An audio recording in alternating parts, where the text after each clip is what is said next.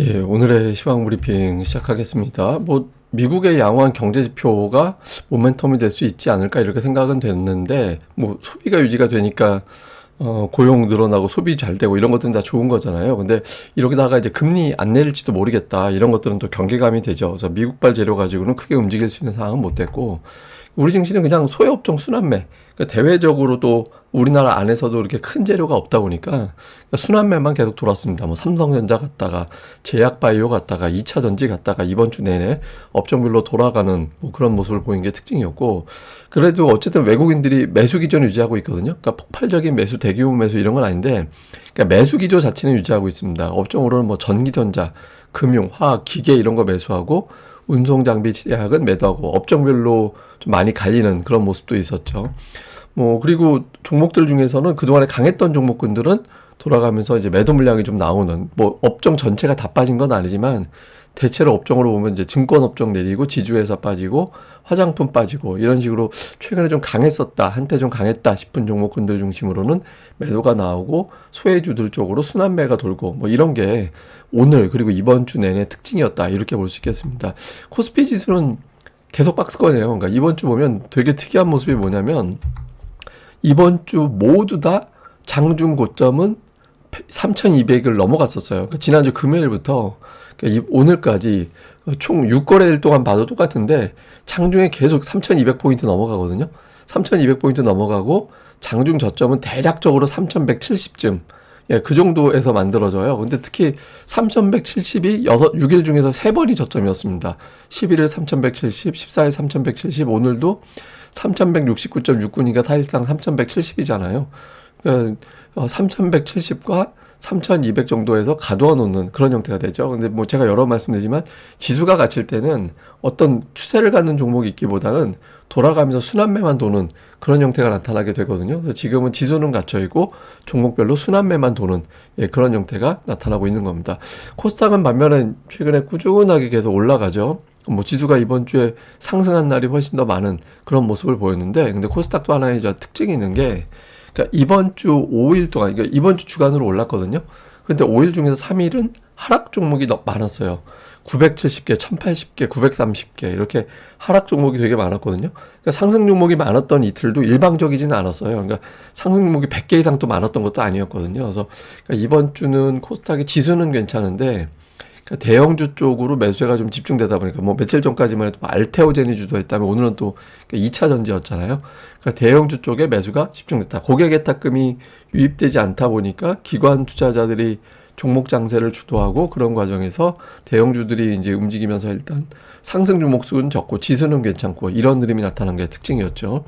근데 이게 미국발 재료가 어중간했어요. 그러니까 시원스럽게 뭐가 나오면 와 하고 올라갈 텐데 재료가 다 어정쩡했던 게 일단 소매 판매가 잘 나왔다 싶긴 하지만 양호하게 소비가 나온 거니까 기업들의 실적도 좋아지겠네 이런 건 있는데, 일부에서 어떤 이야기가 있냐면 2달 동안 마이너스였다. 그러니까 2달 동안 마이너스였는데 그 마이너스 나온 달보다 플러스가 난 거는 진짜 플러스가 아니다. 그래서 이거는 그 기저효과 때문에 소매 판매가 좋아 보이는 거고 실제로는 몇 달 더 지나봐야 된다. 그래서 오늘 소매 판매 호조 가지고 미국의 소비가 늘어서 경기가 괜찮아지고 이렇게 해석할 게 아니다. 이렇게 본 게 있고, 또 하나는 지표가 좋다 보니까 9월에도 금리를 안 내릴 것 같은 그런 분위기가 만들어지고 있죠. 지금 9월 금리 인하 확률이 60% 아래로 떨어졌어요. 동결 확률이 41%까지 올라왔거든요. 그래서 이러다가 금리를 정말 안 내릴지도 모르겠다. 이런 분위기가 만들어지고 있는 거죠. 근데 제가 보기에는 8월 그 날짜 안에 관세 협상 타결이 속속 이루어진다라면 다시 9월 인하 쪽으로 힘이 실리게 될 겁니다. 근데 어쨌든 지금 분위기는 금리도 안 내릴 것 같고, 그러니까 이게 이제 좀 시장의 발목을 잡는, 예, 그런 측면이 있었죠. 그리고 오늘 하이닉스가 시장에서는 어떤 특정한 종목 하나 가지고 되게 놀랄 때는 그 종목이 어떻게 되느냐를 보면서 움직이는 경우도 있어요. 근데 어제 하이닉스가 워낙 시장의 발목을 잡아서 이게 오늘은 또 어떠려나 이렇게 봤을 건데, 제가 이제 그러면서 말씀드렸던 게 어제 저점을 깨면 안 된다. 그러니까 오늘 종가로는 어제 저점하고 살짝 위에서 마감했거든요. 되게 어정쩡하게 마감이 된 건데, 근데 앞으로 다음 주 월요일에 확실하게 여기 위로 넉넉하게 올려놓지 않으면 시장도 불안해지고 하이닉스도 불안정해질 수 있는 상황이거든요. 그래서 그 하이닉스가 또 어정쩡하게 움직이다 보니까 이거 지수 발목 잡았던 종목인데 이게 아직도 안 풀리네 하는 것도 지수가 좀 어중간하게 끝나는 그런 요인이 됐던 것 같습니다. 특징으로는 오늘 그 석유화학 종목군들이 이렇게 뭐 시원스럽게 올라갔다 이런 느낌은 아닌데 차트로 보면 조금 의미 있죠. 이거 보시면 고점이 똑같잖아요. 예, 거의 고점에서 이제 막히는 모습인데 고점 맞고 떨어지면 보통 121선 전후까지 내려갔다 왔는데 지금 고점으로 다시 도전하는 자리가 며칠 조정하고 바로 올라왔거든요. 그래서 이게 이제 제가 이걸 왜 보여드리냐면 시장에서 되게 재미없는 종목군인데 재미없는 종목군들이 기술적으로 어떤 의미 있는 변화가 생겨서 이러면 시장 자체도 좀 다음 주에는 변화가 생기려나 보다. 그러니까 이렇게 볼 수 있는 측면이라서 한번 보여드렸고 그 다음에 이제 에코프로비엠 이건 제가 아마 방송에서 한 5번은 보여드린 차트일 거예요. 그래서 제가 계속 말씀드린 게 이거 121선 계속 막힌다. 근데 이게 근처에서 큰 양봉 위에서 이거를 버텨내고 있어서 이게 아슬아슬한데 이게 뭐 마냥 이렇게만 가지는 않을 거라서 이게 121선 넘어가느냐 여부가 되게 중요할 것 같다고. 근데 작년 3월 이후에 처음 넘어가는 모습이 나왔거든요. 그러니까 16개월 만에 의미 있는 저항대 돌파가 된 거예요. 그래서 2차 전지 어떤 추세가 본격적으로 잡히는 건지 요거 다음 주에 중요한 포인트가 될 것 같고요. 그 다음에 이제 제가 그 삼성전자를 며칠 전에는 그 21선이 굉장히 중요한 위치다. 그러니까 여기서 튕겨서 올라가는 경향성이 있었는데, 근데 이제 아침 방송에서는 제가 이게 조금 중요한 자리라서 이게 좀 위치가 밀릴 수도 있는, 예, 저항으로 갈 수 있는 변곡점 위치, 뭐 그런 말씀 드렸잖아요. 그러니까 추세선 거보면 67,000원 정도가 중요한 자리였거든요. 그래서 다음 주가 삼성전자가 이 추세를 아예 깨버리면서 밀어 올리느냐, 아니면 삼성전자가 잠시 숨고르기 하면서 예를 들어서 뭐 SK하이닉스가 살아난다든가 이렇게 되면서 이제 다른 쪽으로 또 넘어간다든가 이게 되게 중요하거든요. 그래서 삼성전자 자체가 시황에 미치는 영향이 굉장히 크기 때문에 삼성전자 기준으로 놓고 본다면 다음 주 초가 우리 증시에는 상당히 중요한 어떤 그러니까 지금 뭐 계속 상단은 3,200 이렇게 되는데 아예 3,200 위로 종가를 올라서 버리던가 아니면 이제 이 박스권에서 상당 결국 돌파 못하는 걸로 하고 한동안 조정으로 가던가 굉장히 중요한 이제 변곡이 주초에 나타날 것 같다 이렇게 보면 될 것 같습니다. 뭐 주요 대형주로는 뭐 이렇게 의미 있는 큰 변화가 있었던 건 없죠. 그냥 두산 에너빌리티가 2.4% 올라간 게 가장 많이 올라갔을 정도로 뭐 특이하게 이렇게 움직였다 이런 종목은 거의 없었고요. 그 2차 전지주가 올라가면서 지금 삼성바이오보다 시가총액이 다시 커지는 예, 그런 형태가 됐죠. 그다음에 코스닥 쪽은 오늘 뭐 단연 2차 전지, 예, 2차 전지가 강세를 보였고 알테오젠이 주춤한 가운데 뭐 리가켄바이오 이런 종목군들이 또 올라오는 이제 그런 모습을 좀 보였고요.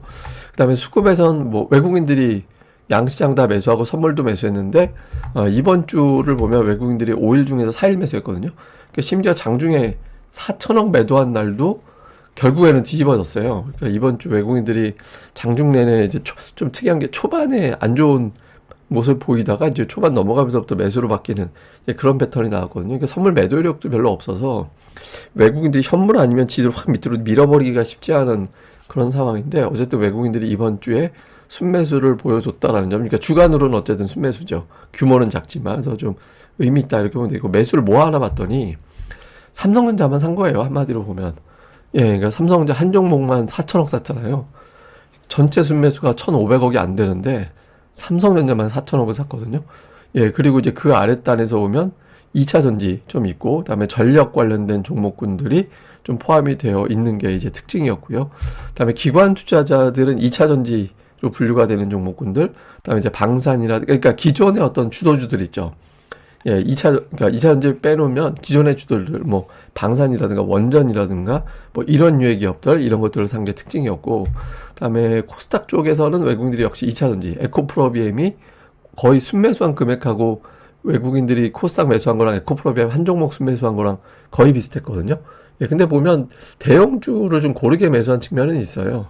예, 좀 그 중에서 이제 에코프로비엠에 좀 집중을 했다. 그 외에는 업종별 특징은 없었다 보면 되겠고, 기관은 이제 에코프로비엠이 역시 또 순매수 1위. 이제 그 다음에는 업종 내에서 골라서 담는 예, 그런 모습을 보인 게 특징이어서 오늘 양주치가 2차 전지 쪽에 좀 많이 집중을 했구나 이런 점이 특징이었던 것 같습니다. 자, 뭐 시장은 오늘 미국의 옵션 만기일인데 오늘 이유가 되게 중요한 게 이번 옵션 만기일에 그 미국에서는 콜옵션이 일방적으로 우세했대요. 그러니까 상승 베팅이 굉장히 강했다라는 거죠. 그래서 미국에는 이제 꾸역꾸역 어쨌든 막 최고치 경신하고 그랬던 것 같은데 이제 관건은 옵션 만기 끝나고 나서 그게 어떻게 될 거냐. 그냥 이걸로 단타 쳐서 끝내고 이제 빠져나가는 거냐, 아니면은 이제 이어서 다음까지 밀어붙이는 거냐. 그래서 옵션 만기일 전후에서 미국의 어떤 방향이 좀 바뀔 가능성, 일부에서는 그런 걱정도 좀 하거든요. 그러니까 미국이 과매수다 이런 주장도 있어서. 그래서 오늘 이유가 되게 중요할 것 같고요. 다음에 이제 미국 기업들의 실적 발표 이후에 주가가 어중간한 그런 반응이거든요. 근데 특히, 그리고 또 하나는 마이크론이 최근에 계속 주가가 고전하고 있잖아요. 그러니까 마이크론이 고전하고 또 하이닉스가 고전하고, 하이닉스 고전하니까 마이크론이 고전하고, 이게 우리나라 이제 시황에도 영향을 주는 종목이라서, 그러니까 마이크론 테크놀로지가 이 즈음에서 좀 반전이 나오는지 좀 봐야 될 거고, 그다음에 코스피에서는 대형주가 순환매만 돌았다. 예, 그러니까 삼성전자가 꾸역꾸역 올라간 게 있긴 하지만 전체적으로는 메인 대장주가 없이 좀 돌기만 하는 그런 형태가 나왔거든요. 그래서 이거는 앞서 말씀드린 대로 이번 주에 워낙 큰 어떤 방향을 위로 잡을 만한 재료가 없다 보니까, 그러니까 박스권 만들 때는 이제 메인 대장주가 있는 게 아니라 그냥 순환매만 나오는 게 특징이거든요. 저는 이번 주 내내 그런 흐름이 나왔는데, 코스닥은 조금 변화는 생기죠. 그러니까 제약 반도체 2차 전지가 대표적인 못난이 주식들이었는데 이게 움직이기 시작했거든요. 그러니까 알테오젠이 독주하다가 이번 주 제약주도 하루, 반도체도 하루, 오늘은 2차 전지 이렇게 해서 하루씩 움직였는데, 이 중에 제가 뭐 계속 말씀드리는 게 알테오젠만 가지고는 코스닥 못 살린다고. 그러니까 제약 반도체 2차 전지 중에서 하나 또는 두 개 정도가 치고 나가는 흐름이 나와줘야 된다. 그래서 이 역할을 해주는 종목이 나온 거냐. 그러니까 이 부분 잘 봐야겠습니다. 예, 그리고 제가 이걸 계속 여러분들도 이런 거 보면서 최근에 뭐가 강한지 추세를 볼 필요가 있다라고 말씀드렸잖아요. 근데 이번 주 특징이 뭐냐면, 월요일에는 자동차가 강했어요. 화요일에는 방산이 강했고요.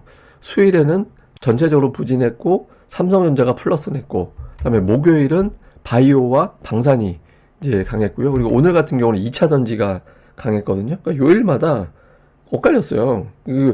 은근히 일주일 내내 다 올라간 거는 대체로 하나의 요로가 하루도 빠지지 않은, 예, 그런 모습을 보인 게 특징이었고, 하이닉스를 월요일 빼고는 다 빠진 게 특징이었고, 그러니까 이런 어떤 흐름을 보였거든요. 그래서 시장에서 4일 정도 올라간 거면은 굉장히 강한데, 삼성전자하고 그 하나에어로가 이제 이번 주에는 이제 그런 역할을 했고, 나머지는 이제 퐁당퐁당이거나 이제 그런 형태를 보였거든요. 그래서 그 다음 주에 여기서 제가 쭉 나열해드린 종목 중에서 한 두 개 정도가 4일 올라가면서 좀 움직여 줄 필요가 있죠. 그러니까 삼성전자가 좀 피로도가 있을 수도 있는 자리라서 다음 대장주가 쉴 때 교체해주면서 좀 쉬게 해주고 또 다시 삼성전자가 되찾아오고, 이런 구도가 되는 게 되게 좋거든요. 그래서 이번 주에 이런 어떤 수산매가 나왔었는데, 이제 다음 주에는 4일 이상 올라가는 메인 대장이 중에서 이제 등장할 가능성이 있다라고 보고 계속 그런 종목을 추적해 보는 게 좋을 것 같습니다. 예, 또 자세한 건 제가 또 다음 방송에서 내용을 정리해 드리겠습니다. 한 주 고생하셨고요. 저는 다음에 뵐게요. 이 방송 구독하기와 좋아요, 예, 꼭 좀 부탁드립니다. 감사합니다.